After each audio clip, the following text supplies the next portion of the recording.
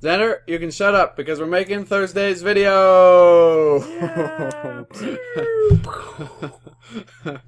Hashtag one One take. take. Let's do it. So today we're going to talk about peace. Because in America, we have the ability to have perfect peace, yet don't have hardly any.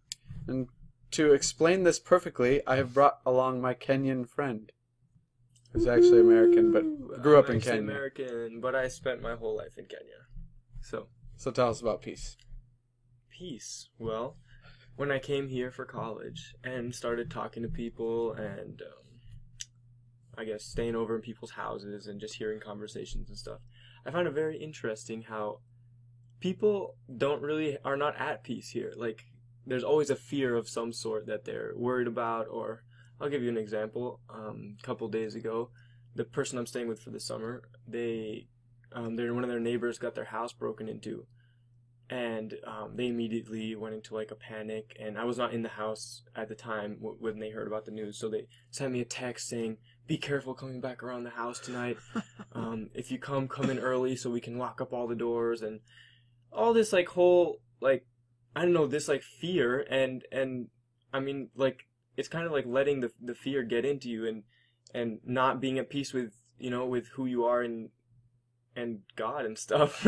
They live in the suburbs of the Twin Cities. It's not exactly a dangerous place. It's not a dangerous place, but they act like it is. Or they, just because one person got their house broken into, they feel now like really not at peace. Like, security is just, I don't know, they feel so scared about it when really we're in one of the safest countries in the whole world. What else do you want to talk about?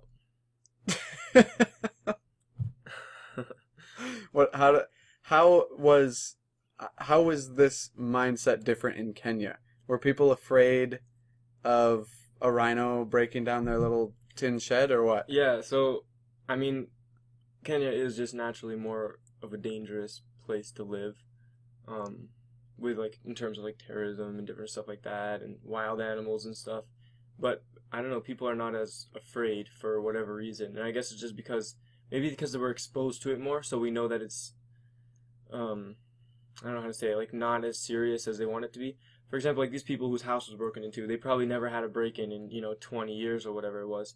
So they don't know how to respond to it. It's like, if you don't feel pain in 10 years, then all of a sudden you get a little prick of a needle. Like, you're going to think that's the worst thing ever because you don't get exposed to it. Uh-huh. But so for there, like, I mean, people do have, like, reasonable fears and, make sure to protect yourselves. Like, everyone there has, guard dogs and stuff like that to protect ourselves more, because we do understand the risks are higher.